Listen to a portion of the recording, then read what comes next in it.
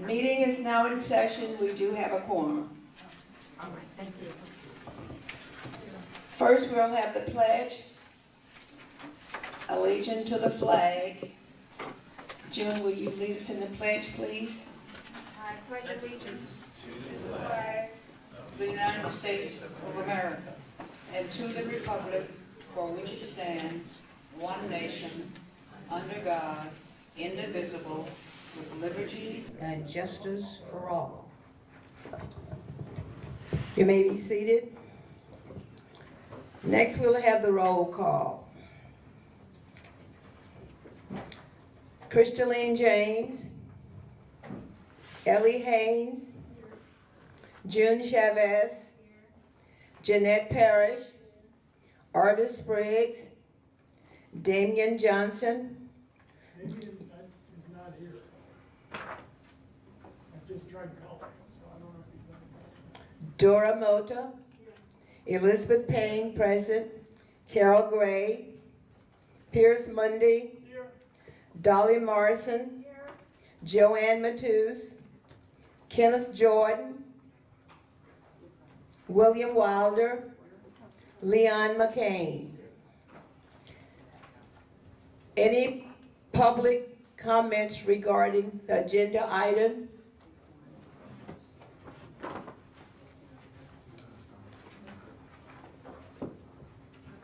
None. Approve of the minutes? Do you all get a chance to read your minutes? Are there any corrections? Yes, we have a correction. I don't know if it's a correction, it just makes that. I don't know if it's a correction, I just want a clarification. On the September minutes, at the top of the second page where it says concerns, it says intergenerational, likes family assistance, youth assistance with computers, and then at the bottom it says want senior center exclusively for seniors. What does the intergenerational have with that about concerns? Gwen, did you want to answer that question? What was the question again, sir? Because that should be a program. So, the first program, I think,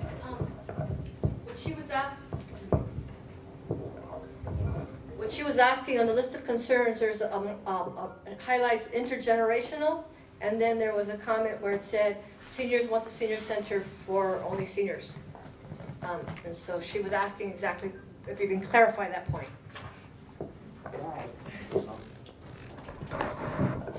Is this on? Yeah. I think the concern was that seniors wanted to make sure that the senior center was for the seniors. However, in controlled circumstances such as family or an educational type of thing or an assistance type of thing, that under controlled circumstances, other generations would be able to come into the senior center. That was my understanding. That would include programming. That would include programming, yeah. There's another area on the design. On that same page under design/public spaces, it says, the last thing says separate vehicles from pedestrian entry. Just what does that mean?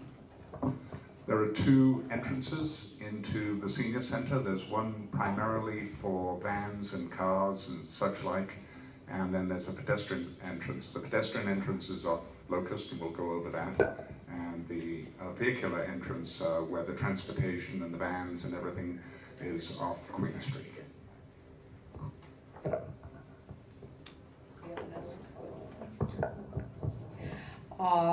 On the pages are not numbered, so it's the next page when you turn it over on the back. It's at the bottom of the page where question and answers are sought. Will the building be soundproof in order to avoid constant loud noise created by overhead aircraft? It's the answer that I'm concerned with. And just above that, it says that we would be started in about 1 year, and completion of the project would take approximately 3 years. Okay, we did talk about 18 months, but I guess that's the last one. But I just want to make sure, because I will be referring back to these minutes in reference to any questions that are answered And those are the two that I wanted some additional explanation on. I think the clarification with regards to the noise is obviously that'll be studied and be part of it. There's always a environmental review of the structure, and noise is one of the elements in that, and the design guidelines will respond to those appropriately. Okay, well, that was what I was concerned with. I didn't really think that the design persons would have anything to do with the sound, because this area is being taken care of by sound all over Inglewood. So it looks like to me the senior citizen center would be included automatically. Yes, it would. It would? Yeah.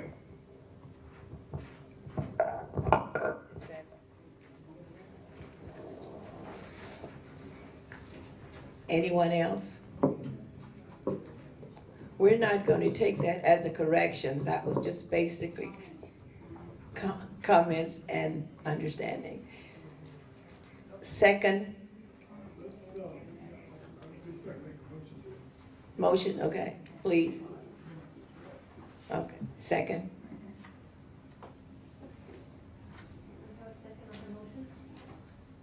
I second. Thank you. Where are we now?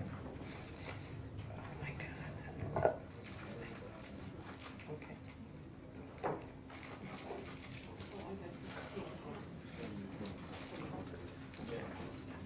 All right. Can we get a vote for the minutes? Yeah. Okay. Administrative matters. The minutes was approved first. I'm sorry, the minutes was approved. Administrative matters. I know, yes. Okay, I'm sorry. Communication from staff. I know we listed none, but we did say we would come back with some answers for some questions that were asked last week. And one of the questions was about the where did the money go from the old project and the new project? Why did we have people were throwing out different numbers, $40 million, $46 million, and why did we only have $23 million now? And so I did pass out a handout to everyone. And it shows you, and I'm going to go through it real quickly. Does everybody have this handout? Yes. Okay. It looks like, yes. Okay. Hold on. Here you go. Okay, I'm going to go. When we put together these kinds of projects, they usually include various sources of money. Some of it is local money, some of it is federal money. We originally had planned to use housing as part of the project, or include housing. And so we show on our first part of our list here that we're planning to use something called housing set-aside, HUD home funds, and something called non-housing tax increment funds. The first two are monies that can only be used for housing. So when we decided to take out the housing component from the senior center, we lost the first two amounts, the $4.2 million and the $6.8 million. The second one is $6.4 million.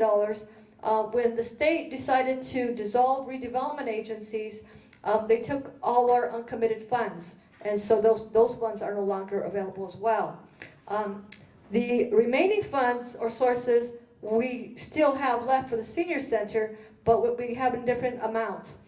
We have still the CDBG Section 108 of $3 million.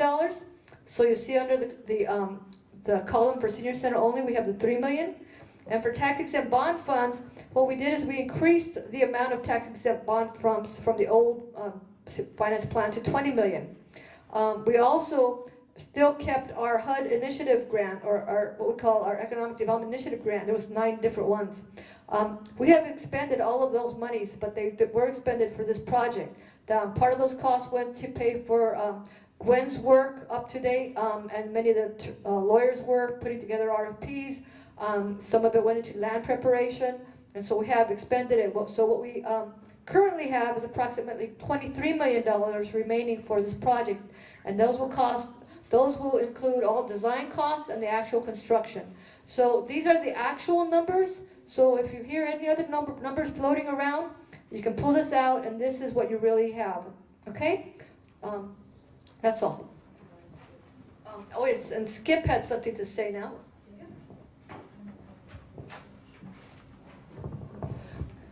Michelle was asked to look into the Howard Price contribution. She couldn't make it, so I have the information. The amount is $119,500.24. This is the amount that has been put into a special account. I've got the account number and all of that. Howard himself did not say what he wanted the money to go for. However, it has been discussed for years and ever since we had it, and the consensus is that something should have his name on it, and so we can decide what we might want to do. He was a member of the choir. That's a suggestion, that maybe a piano and some various kinds of things in a room that could be purchased with this money. I just want to add, this is monies that was, how would you say, when these are money that were bequeathed to the city when this person died. And so he left it, he willed it to the senior center. And so they want to do, it's not for any of the development of the senior center. It's not going into any construction. As she said, it's going to go into some, enhancing some program, like buying a piano and some other instruments for the choir, since he was part of that. Yeah. He said that the money was gonna be used for a room with his name on it. Yes, it will be something with his name on it, but they haven't yet, nobody has yet decided what the money will be used for. There's been no decision, but it's not going to be used for construction of this project. Okay? Oh, I'm sorry. Money, so I understand, they were donated. The money, like Elizabeth Miller said, he wanted a senior center and a music room. Okay? I think that's what she was expressed in the will. Now, I didn't read the will, but that's what I heard.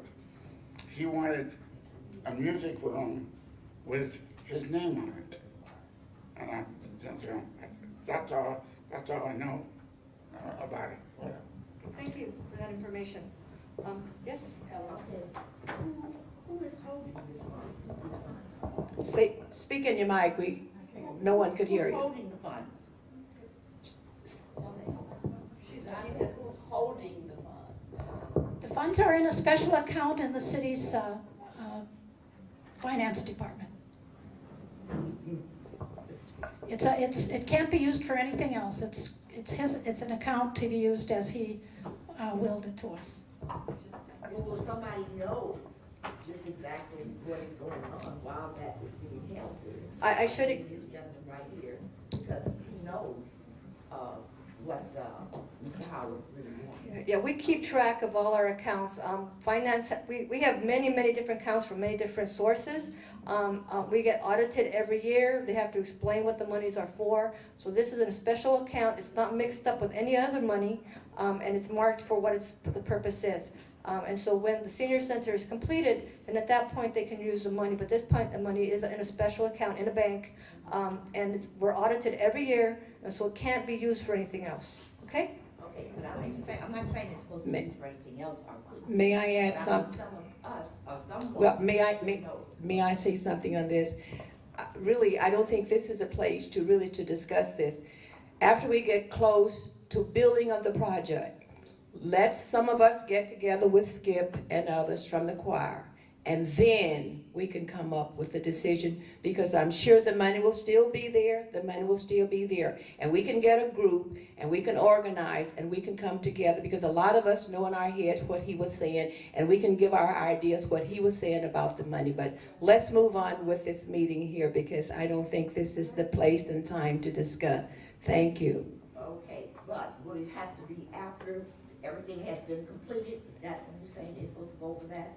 When we get close to that room, the music room that was discussed here, we'll get together and find out exactly what will be placed in that room under Howard Price's name.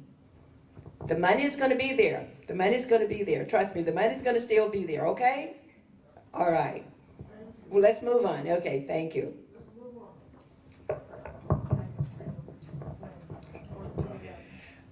Now the meeting is turned over to Mr. Luna. Thank you, Madam Chair. Good morning, everyone. Good morning. Just a friendly reminder again that Ms. Haynes reminded me to again say that this meeting today is being videotaped. And the reason it's being videotaped is we want to memorialize this process. And so this is something that's going to live on the internet to remind us all of our conversation that we're having about the Senior Center today, okay? If anybody feels uncomfortable being videotaped, please let us know, but also be aware that this is part of being part of the center, of the Senior Center Advisory Committee. It's part of reaching out to the community, so we hope that everybody is comfortable. Is that correct? Everybody's comfortable. Okay, thank you. One of the things, before I turn it over to Gwen, was that we were going to give you a draft of the questions that people had last time we met. And so they're all on a paper for you. Some of these questions will be answered throughout the presentation, but I really don't want you to focus too much on this, what I do, because I'm collecting all of this information. If you see that there's questions that are missing from this paper, two-sided paper, please write them down. I'll collect those from you, let me know, so that I can keep track of these as we start formulating the fact sheet on the project and the Q&A on the project. So that's what this is for. So today, Gwen is going to give us an overview, a presentation of the design guidelines and standards that have been developed so far. It's been a very huge effort on the part of the team in the city to speak with everybody. They've taken your comments, they've taken the city staff comments, experts in their different areas to come up with the design guidelines and standards that will then go out as a request for qualifications to different entities interested in developing and designing and building this, okay? Does anybody have any questions about that? Are we good? Okay, I'm gonna turn it over to Gwen. And just a quick reminder, if you have a question, please speak into the microphone so that it can be recorded in the video. Thank you. Thank you, Miguel. Good morning, everybody. Good morning. So it's with pleasure that we come back to you here today. We've been through a significant listening process. We took a first attempt at incorporating everybody's information. We presented that to you at the beginning of September 9th. And we received various comments from you. We've also been speaking with staff, with public safety officers, the police, the fire department, all of the departments within the city. And so a lot of this information here is incorporated in this. Now, some of it will be verbal in nature. So part of what we're going to be showing you is some plans. Now, they're not the plans that you're going to end up with as your final senior center, so be aware of that. The purpose of these plans is to incorporate the information that you've given us. So it's issues like how many rooms at what time, how many meeting rooms will there be? So we know how many meeting rooms we can get in there. So that way when we put it in the RFP, the request for proposal, we know that in fact we can get that. We know where the bathrooms will be located, and there'll be a variety of bathrooms in different locations. We know that what's a reasonable size for the multi-purpose room and how many people that could seat. So all of those kinds of things are the purpose of this. So it's really about the intention rather than necessarily the specifics of the design that you will be seeing, because the design that you end up with will be different. One of the things that we will be doing, however, is holding the design team to producing something at least as good as this. So in other words, if they try and sort of make it simpler, because it's cheaper to build simpler, we'll say, no, that's not the intention. The intention was that it be an interesting space, that it's more than just a box, for instance. So that's the fear in terms of this process. The process in this city is one about, with a design build, it's the lowest cost wins the game. So we have to set the standards very strictly in terms of making sure that it's the lowest cost on the quality and the nature and the design that you want as part of your senior center. So that's why we've done what we've done. We're not able to do what they call a best value, which would be that you give points for adding extra features. So we have to make sure that all the features are incorporated. So let's take a look and see where we are. So this is, and we'll go over in detail the various rooms through here. But just broadly speaking, one of the biggest things that's happened since we spoke with you last time is that I met with June and Elizabeth, and they expressed concerns about how the center was oriented. So that the primary pedestrian entrance, we had thought maybe would be best off Queen, but the concern is that a lot of the seniors are already living on Locust, and that Queen Street itself, because of the Sally Army Center there that's across the road with a lot of the homeless coming there, proximity to Market Street, which isn't yet a street that's, you know, as desirable as it might be, that it was really important to do that. So now you can kind of see that we have the primary pedestrian entrance where you would walk up to it as being off of Locust Street through here. And we took it away from Queen Street. However, there still is an entrance at Queen Street, and you can kind of see that's where that bus is located there. There's an entrance on that side for the purposes of transportation, so that you can separate the transportation from the primary entrance. So you'll see that we've colored this up. So the green spaces are the sort of the amenity spaces, the multi-purpose rooms and the specialty rooms and the billiard rooms and all of those kinds of things are in that sort of green color. The yellow color is sort of the circulation space and lounge space and other kinds of things of that nature. The blue space is mostly staff-controlled areas such as the kitchen, the actual reception desk itself, some offices that occur through there, some storage space, things of that nature. And then we also have some circulation, the vertical circulation, which is stairs and elevators and things of that nature. The second floor has been reoriented based on what happened down below, and again you can see the same kinds of things happening through there. There's a lot more staff space on the second floor as opposed to the first floor, and that's primarily because of the agencies and various other kinds of the staff needs on the second floor. But the second floor also has a lot of amenity spaces for the seniors as well. And then we have parking. There's two levels of parking. They're almost identical to each other. There are more spaces being provided than the code calls for. The code calls for 1 per 300 square feet. We would need about probably about 110 spaces we're probably going to be closer to about 140 to 150 spaces.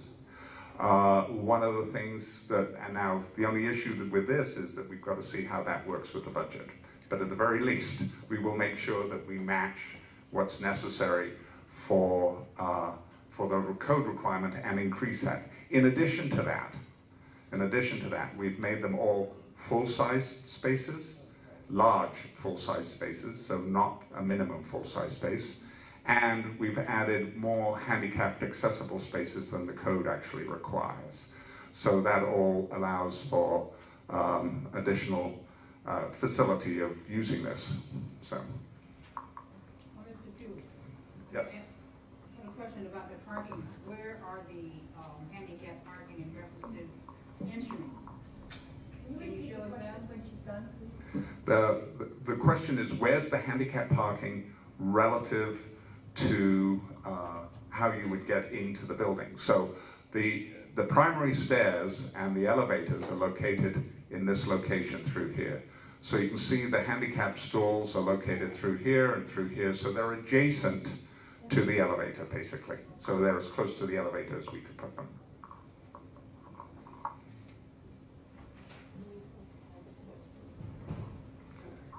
Okay, so let's talk about what we have here in terms of sort of the lobby and open spaces. So your primary entrance is you're coming in through the entry in through here. This is a 2-story space. We have sort of the ceremonial stairs where you can parade up and down and see what's going on down below. You can be up on the balcony looking down into that. So that's the lounge, sort of a general seating area in the entry area, which would be a nice open, big open space. We've also put the history wall along that back elevation there, so that almost one of the first things that you see as you come in, as well as the stairs, is that history wall through that, which was a request that we saw when we went to the Lawndale Center that people thought was a good idea.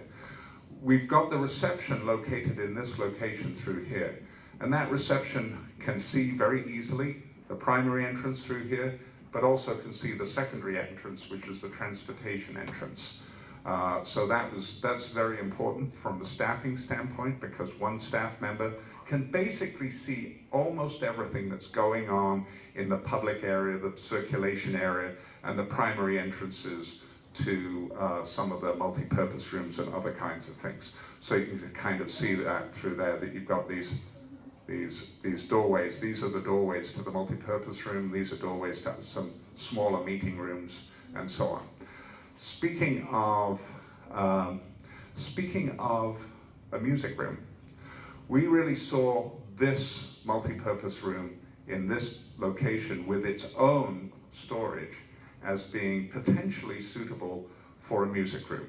So for instance, the flooring material in here, we're having as wood floors.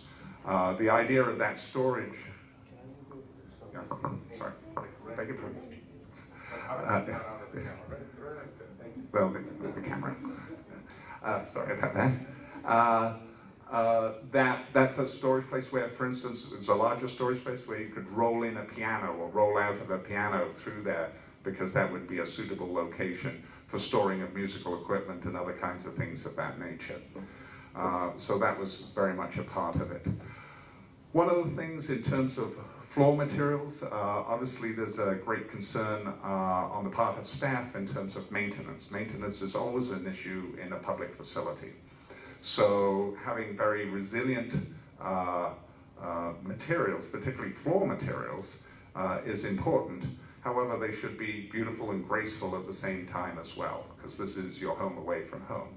So we're really seeing that as being the primary areas through there as being colored, polished concrete. Now, some of you went to the Palmdale Center and saw that. You were a little concerned that it might be a bit dark. That can be adjusted, but you can make it very decorative, and it's very easy to maintain. And I certainly know that the Recreation Director was very much in favor of ease of maintenance on that. So that's that. But having said that, there are going to be spaces where we have wood floors. There's going to be some limited locations where we have carpet and things of that nature. Going back to this area through here, The reception, as I had mentioned, with its primary office. There's the activities coordinator through there. And you were concerned, would there be sort of some kind of health facility? My understanding from the city is that they wouldn't staff it on a permanent kind of way, but there is a therapy room in there, so if somebody's feeling a little ill, or if there's going to be a medical pickup or something of that nature, or if somebody needs to have some kind of first aid, that would be a location right there on the ground floor that would be available right next to staff areas. And there's also a room through there for the telecare, which can also act as a small conference room on the ground floor. So one of the things that we did going on a little bit, there's the transportation office where you can get all your vouchers and all of those kinds of things that are necessary for that. And then what we've done through here is this is the primary TV space. It has those sort of taller kind of bookshelves that those of you who went to Palmdale saw. The TV was sort of out there in the middle of activity rather than being in sort of a room off to itself. I've done them both ways, and I find that this is a much more social way of having a TV room.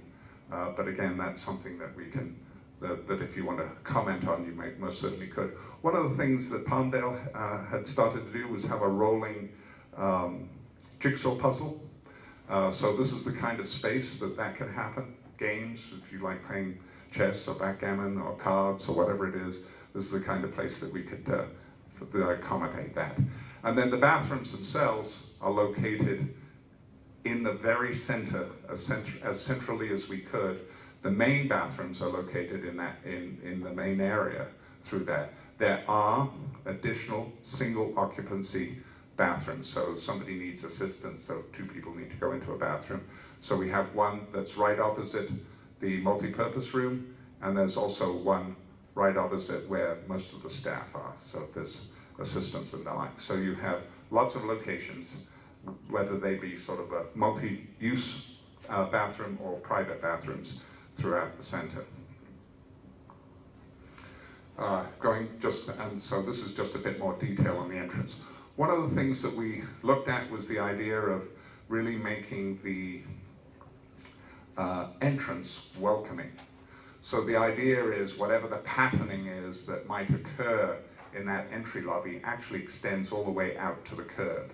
So it feels like as you're going in that the welcome mat has been put out and becomes very much a part of the fabric of what's going on through there.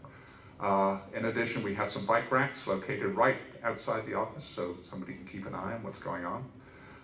And you can also see from the entry itself.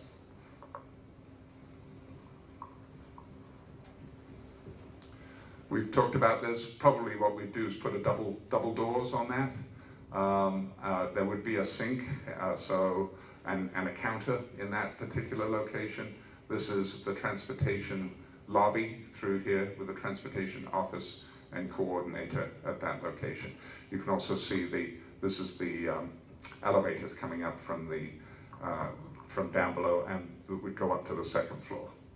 So, and this is the TV room that we talked about through there in a bit of detail with additional tables and chairs and other kinds of things. These would be like double-sided bookshelves. So, you know, you could have magazines through there, games, books, all sorts of things in there, and they act as a little bit of a privacy screen as well. So it sort of creates a sense of space in that location. Going to the large multi-purpose dining room.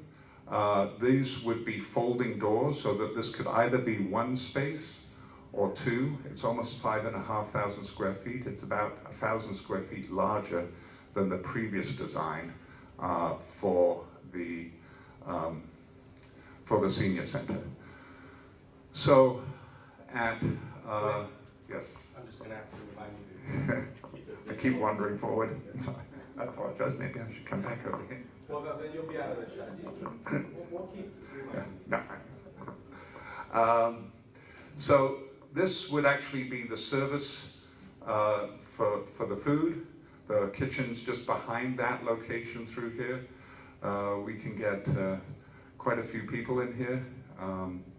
So somewhere in the order, if you know, you've got a dance, or if there's some kind of show going on or something of that nature, you can get up to about 600 people in here. In terms of the tables and chairs, you can get something close to 300 people in this location. So it's quite large. So part of this, that this portion in through here would have a wood floor in it. So that would be, if you have a large exercise class, if you have a dance, if you have other kinds of activities going through there, that can happen in this portion. This portion where mostly the tables and chairs would be for the lunchtime meal program, that would be a concrete floor through in that location. This little area through here would be a removable platform, so that if you're doing a show or somebody's giving a lecture or something of that nature, they can be raised up a little bit. Again, like Palmdale had, it's a small stage that you would have in that location. One of the things that we did on this was pull this back from the property line, so we'll be able to get some windows along that, so you'll get light coming in from two sides, so it'll be light-filled room. It'll also be a taller room. It'll be about equivalent of this and half again, because it's a larger room, so making it a little taller, I think, is an important thing to have happen through there. So the second floor, so this is an outdoor balcony through here. We've provided a secondary TV location, a lot more of a lounge. This is the TV location, a lot more lounge space through there. And so this is sort of a quieter area than downstairs. Downstairs we see as being perhaps having a little bit more sound in through there. One of the things that we did is that corridor that goes back to the billiard room and the like, the computer room, is going to be light filled, because there's going to be what they call clear story lights. In other words, high windows that bring light down into the space. So right down into the very center and core of the building, you'll have daylight coming in through to it. All of the multi-purpose rooms and the like have windows, exterior windows, so you can control the daylight that's through there. So this is an outdoor deck. We've provided sort of boxes through there that you can grow vegetables, or it can just be for flowers, or whatever it is that you want in through there. So there's some options for that. We have one of these multi-purpose rooms will have a wood floor in it. Again, it could be for yoga or something of that nature. And generally the floors on this upper level will be a vinyl or marmoleum, a linoleum tile, so that it's a little bit quieter when people walk around on it. Then through here are all the offices. So they have a conference room, they have various outreach services, transportation offices, accounting, and then there's also some rooms for agencies, outside agencies in this location. There'll also be quite a large exercise room with exercise bicycles and rowing machines and things of that nature through there. Again, we have a lot of these extra bathrooms through there, so that as well as the larger bathrooms that stack from down below. So you can kind of see that we have a little library and TV lounge that's just off the outdoor deck through there, and that can be rearranged in various ways. So this is sort of concepts of what the design might look like.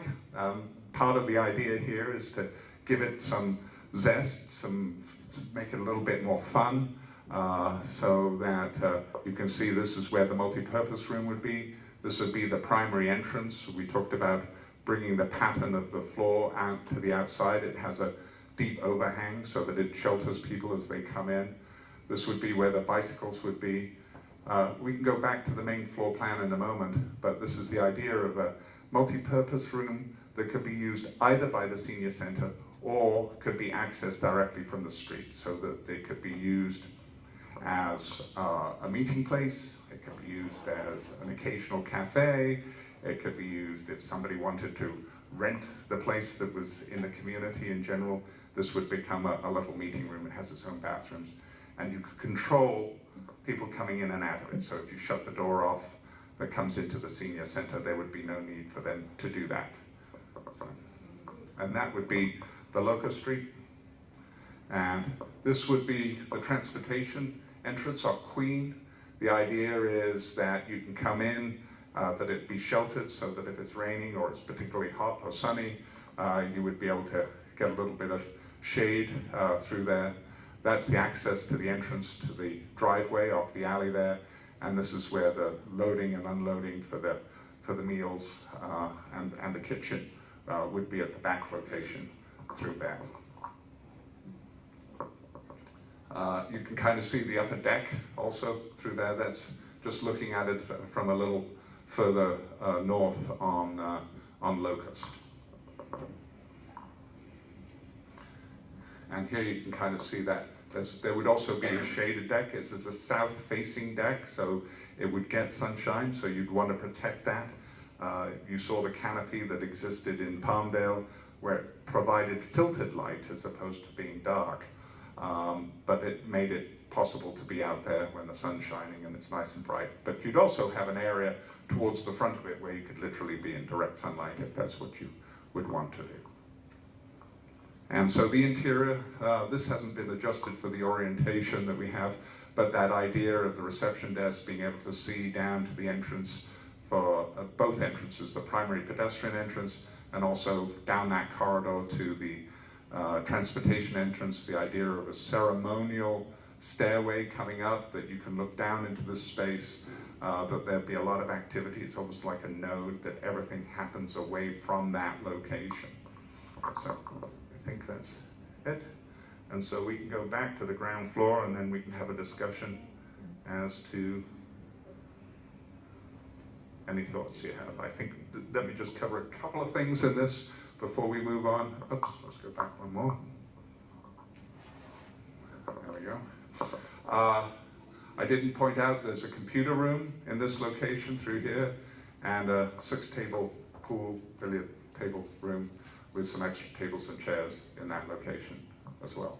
So, and then this is the multi-purpose room that would be accessible to outside groups as well. So that's what we have. Do you have a question? Yes? Well, you said the entranceway is going to be on Queen? No, Locust. Locust. Only the transportation, so you literally have the bus between you and the street, and it's also right on, so you can kind of see it through here. That is only for the transportation. This is your primary entrance off Locust. Off Locust, yes. Yeah. The reason why I was asking, because on Queens right there, there's one building that a lot of the seniors use besides the center where it's being built right there. You see, and it never was mentioned. It was never mentioned when you was over in Williamsville. You mentioned was Locust and Market Street. Right. On Queens. Well, there's one directly across the street was the Salvation Army. right. That's correct. Yes. Two over there. There is across that. the street going back and forth to the center to the Salvation Army. So and that's where we'll, if it was there, then there need a crosswalk. Please put your mic closer to your mouth, please. Bring your mic. Bring your mic closer to your mouth. Yeah, we need a. Thank you. Like if like you say, you had one on Queens or something like that, a door there. It would need like a crosswalk Right. to go to the Salvation Army back and forth, because we do have a lot of seniors that uses the Salvation Army.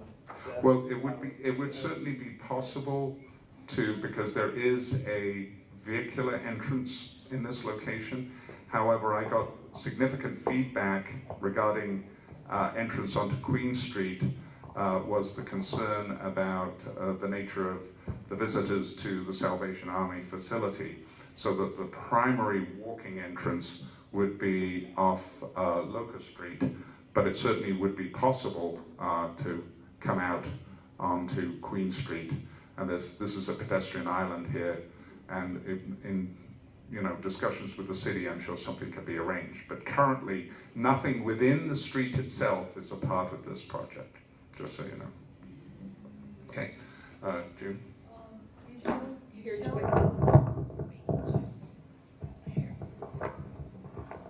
You showed the parking area underground. Right. Is there any kind of a picture of the flat ground as the entrance going into that area? Yeah, From the street Yeah. level. This is the entrance to the parking, is off Queen Street here, adjacent to the alley. In addition, there are 3 parking stalls located right by that rear entrance. The idea of those parking stalls would be temporary. In other words, if somebody's picking somebody up and they need to wait for a few minutes, or they're just running in to pick something up to leave again. So it's a real short-term parking that was anticipated for that location. But this is the area, this is where you would come down into the parking down below. Does that answer your question? I'm not sure it does. This would be the driveway down to the lower parking. I'm not sure that I answered your question. I'm not. I just couldn't point it out from the drawing, Yeah. where you would go down and go into the parking. Those are the ramps. That's the ramp there. And that's the 2 areas. One is One's up and one's one is one's down. Yes. So is that width wide enough, or is that just No, an indication of that would be the entrance? It would be in that entrance, but it would be wide enough. Okay. Yeah. Thank you so much. For the past 5 years, I've been attending meetings about this building and not building. I'm so impressed right now with what I'm seeing today. It makes sense to me, and let me see something that's very concrete. That from now on, we're going to start to build. We've been waiting a long time to go back to Locust. Thank you. I'm so impressed, and it's very thorough to me. I hope others see what I'm seeing. We want to move forward and build it. Thank you. You're more than welcome. Yes. Elizabeth. Quick question. Sure. About the 6 pool tables. Yes. What size area will be for the 6? That's quite a... It's quite a bit of area, and to be honest with you, I'm not sure I can easily... Hold on. I can't easily answer that. Okay.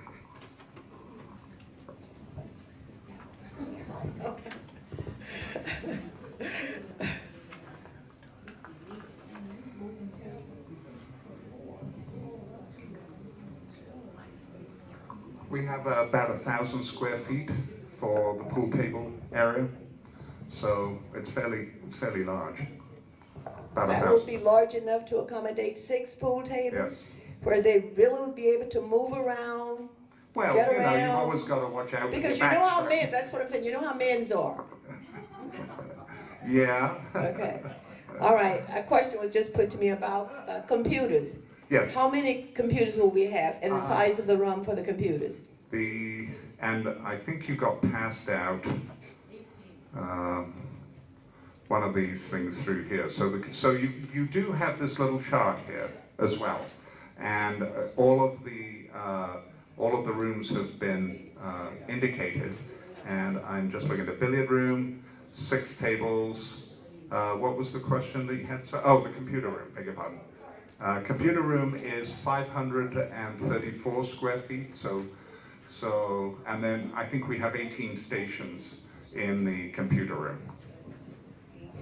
Okay, thank you, thank you. I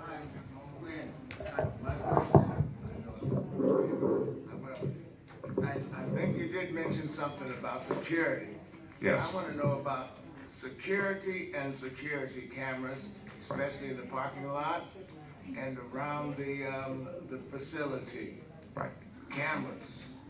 We've had a discussion with the police. Okay. And they would like to see those security cameras, and those security cameras would be directly viewable by them. So that will be in the specifications as to what's to be provided. And so that would include the garage, most definitely. The garage, in addition to that, we haven't quite settled on the answer yet, but it will be gated so that the people can't just go down there. And so for those who are regular visitors, it's anticipated they may have a card key or a code. And for occasional visitors, they would be able to contact the reception desk through a little speaker, and they would be allowed to enter on that basis. But yes, it would be a secured garage, and there would be security cameras both in the garage and through the facility. And on the dining room, it would be seating. I see these tables up here, 17 tables with 6 seats a piece. I guess that's it. That's it's sort of an arbitrary layout of that. There would be the ability to take about 2/3 of the space, generally speaking, if necessary, could extend to the whole multipurpose room. So you can see we've got a divider wall through here. Yeah, this would be a wood floor in here. This would be the sort of concrete floor that is more suitable for a dining area. And we could probably, we can fit seated in that area around 200 people. 200, okay, okay. So you have 2 multi-purpose. The dining room can be used as a multi-purpose room. Correct. Also, besides the multi-purpose room, you already have, Right. So you have this one large multi-purpose room through here. You have this one, a multi-purpose room through here, which nominally speaking we were considering as being also used for music purposes, but not necessarily exclusively. None of the multi-purpose rooms are considered to be exclusive use. I see. In other words, every multi-purpose room is multi-purpose, exactly. And then we have 2 rooms located down here. This is not a multi-purpose room, that's a computer room, and this is not a multi-purpose room, that's a billiard room. And then as we go to the next floor, there are an additional 2 rooms up here that are multi-purpose rooms. Okay? Yeah. So what I'm saying to you is that you have, depending on how you count them, whether they are joined together, so you can treat these as 2 different rooms. So if you treat them as different rooms, you've got 1, 2, 3, 4, 5, and then 2 on the level above. So there are 7 rooms. In this case here, these can be connected, and so can this be connected, one to the other. So. Good. And one more question. One more. How many restrooms are there? Well, there is, for the use of the seniors, there is a restroom located in this location, which is a single-purpose one. There's a restroom located here, which is a single-purpose, i.e., you know, it's just a regular one toilet person. And then in addition to that, there's some larger bathrooms through there. So we have, let's see how many there are in that. I'm not sure that we have the number of seats in there. But there's quite a few. There's something of the order, and there's the same upstairs. Okay. So you probably have something in the region. I think there's, for the men and the women, there's probably about 6 to 8 stalls for each of the primary ones, twice, because it's on the 2nd floor, plus at least 2 single-purpose bathrooms. Okay. Thank you. Ellie. Will there be a fee for the parking? Will there be a fee for the parking? I'm going to defer that to staff, because I have no idea what they're going to do in terms of whether they're charging or not. Right, hold on.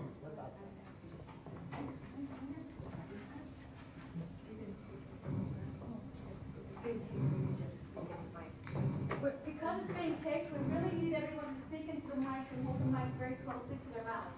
Okay? Will there be a fee for parking? I don't know the answer to that. That would be staff who would need to answer that question. Okay, now will there be a fee also for the card that will be issued to each? Again, staff would need to answer that question.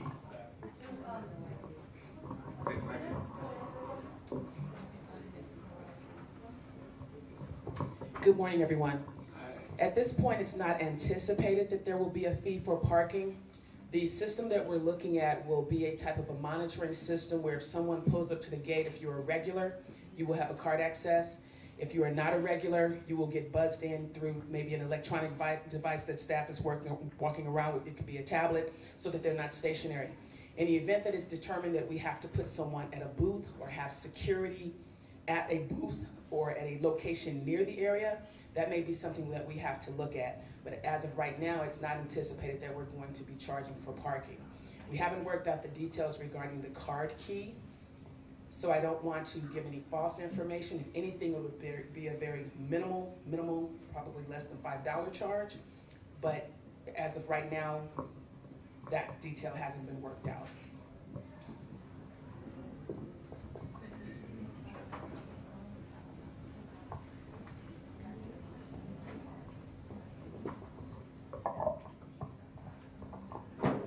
Thank you very much for that in-depth presentation. You said something to the effect that you would be looking at the lowest cost.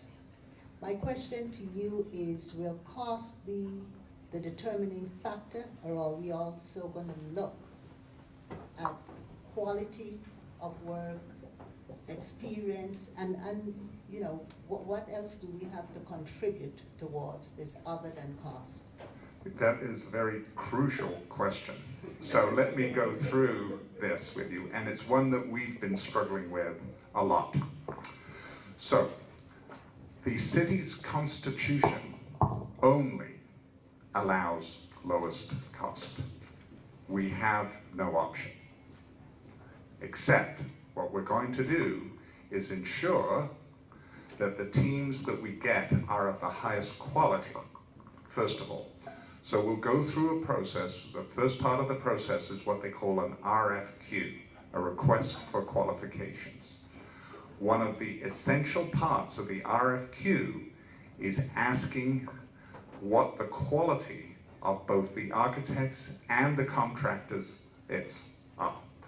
And part of the way that we're doing that is by looking at the work that they present, whether they've been recognized as having quality architecture through a national award program, so that one of the objectives of this is that we will end up with 3 teams competing.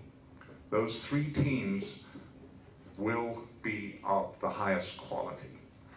That still doesn't mean that they're not going to produce something very simple. So that's the purpose of these diagrams that you've been looking at, is to say, no, a box is not okay. You can't just do a box.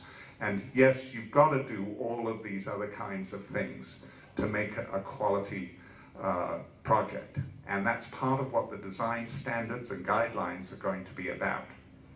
We will have an intermediate step.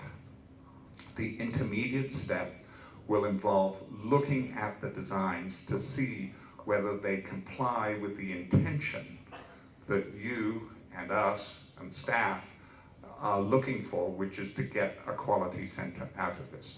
You will have an opportunity at that stage to take a look at those 3 designs. We're anticipating at this point that those 3 teams will make a presentation individually to the Senior Center Advisory Committee and to us as well.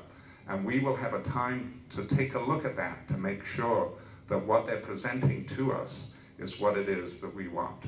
So it's by being clear about our intentions and then giving them the ability to satisfy those intentions at the lowest cost. So that's what the lowest cost means in this instance. But we've been very strenuous about it. You want to weigh in? Basically, these are just conceptual drawings. A part of Gwen's work is going to be intensely writing up this description of what these things are. This is just to show examples of how we would want it, but there's going to be an extensive part within our RFP portion to the top 3 that describes exactly what we want, what kinds of rooms, what kinds of materials, etc. And so the idea being they have to turn around and produce a building. It doesn't have to be like this, but it has to meet this level of standard. So we're not going to necessarily just give them these drawings. There's going to be an extensive package, a written package that they have to go through, and we get to go through every part of it to make sure that they did comply. If they didn't comply with some of the aspects that we asked for in that written document, then they don't necessarily go on to the part where we determine the lowest cost.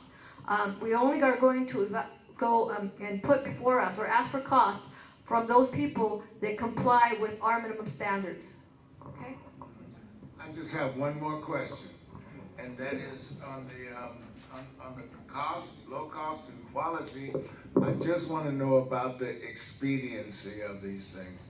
It's a beginning, we haven't even started anything, but I said that because I've experienced where a contractor, a builder will put off until the last minute what they want to do and have the customer accept their policy, but and that what I'm trying to say is we don't want to delay. We want to make sure that everything goes on time, and I've seen that delays cost money and you don't get what you want. That is of significant concern to us also. So first of all, there will be 3 teams competing, and then we will look at their lowest cost, but we'll also look to make sure that they are providing for that lowest cost what we've determined that they should provide. That's why the intermediate step is there, to first of all make sure that they're going in the right direction. Secondly, when they actually deliver their final documentation, which includes their price, we will look at that to make sure that it is in fact compliant with what we've asked for. Even if they came in at the lowest cost but weren't compliant with the requirements of the design documentation, then they would be removed from the pool of contractors and teams considered.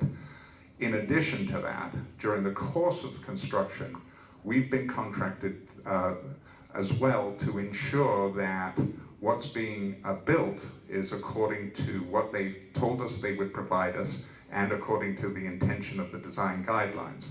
So many of you have met Amy Amirani from Civil Source. She's part of the team that we're on.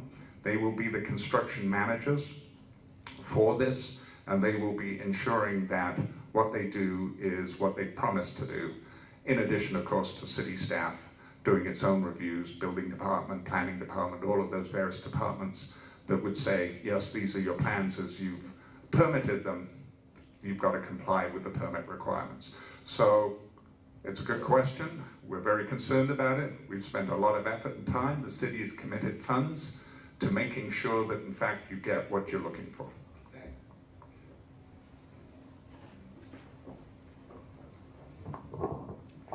Yeah, I've got a question now, because I know you were going through all the loops and all that stuff. I was watching a program the other day, a business program from back east, and they ran into something that stopped a project for a while anyway, and something as simple as soil testing. Is there any, are we bypassing all these type of things is the question? No, we're not bypassing them in the slightest, to the slightest extent. We have the source reports and the environmental reports and all of those kinds of things from the last round. They're going to need to update those to make sure that they're current, but all of those kinds of documentation, and part of what we're going to include in our package to them is what documentation we have, and it'll include the various other things they're going to have to comply with the health department. We're notifying them that obviously fire, security and police requirements, all of that's going to be in the documentation. So to the extent that we can make sure that they are fully informed, we will make that part of the package. Did you want to add to that? Over here. If I can just add a brief to it. Once the contractor is selected, when that contractor and architect is taken to council, the contract that's approved will include a construction schedule. So at that point, they've agreed to a certain construction period. And so if they come up to needing to do additional things, they can't stop the project. The only thing that stops the project, once they've agreed to a schedule, are things that are called force majeure or acts of nature.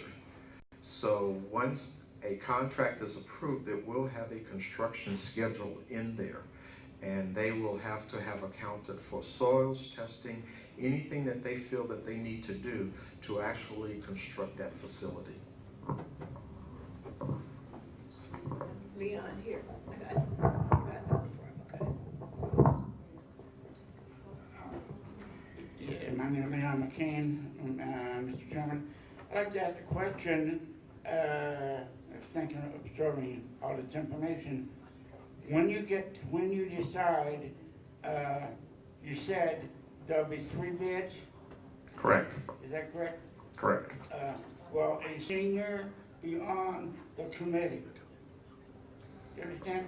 Because this is the senior center that we're talking about. So if the senior center we're talking about, then the seniors should have a say in being on the committee. Thank you very much. The first part, the RFQ section, we're not looking at design at all. We're just looking at the quality, the experience of the individual, the financial parts of the person. Staff is going to do all that because it's very technical work. We're going to have somebody looking at financial statements. We're going to have somebody doing some research on the various types of actual projects they've already built. And so that will be all staff doing that part and getting it down to the top 3. Okay? Once we get our top 3, then we're going to go ahead and submit to them the document that Gwen is preparing with all of these requirements and descriptions of the kinds of things we want in our senior center. And they have to go out and design it. We're going to ask them then to give us that design, and we're going to set it up so that they do a presentation to each one of you. And we'll have a discussion with you as to whether we think it's compliant or not. We'll get those comments, and then we'll put it in a letter combined with staff's comments as well. They will then be asked to refine their final design and their final cost at that point. Okay, so you will be able to see those and give input, but the actual, there'll be a long letter with a lot of different comments, and we're giving them opportunity to comply and then give us their final cost. At that point, we evaluate whether they've complied, and we'll have a checklist. Our lawyer will be watching us over our shoulders to making sure that we do everything correctly, because the design build process is a legal process that we have to follow. And so, but your input will be part of it. We're going to arrange that, so we'll make sure that you get to at least see what's there. But ultimately, we can't pick it on the best design that we like. They have to be just compliant, and then we go with the lowest bidder. Okay?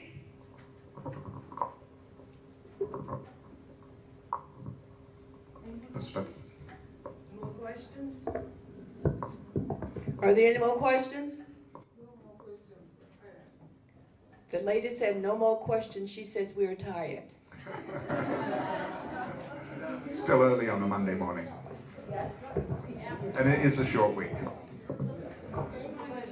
Yes, we will adjourn the meeting. But let me just say this. I would like to say thanks to all of you. I feel like you're feeling. I feel hopeful. I feel very, very hopeful, and I think most of us that continue to come to the meeting feels the same way. Thank you so much, Mr. Pugh. Thank you, Mr. Luna. Marguerite, thank you. Thank all of you.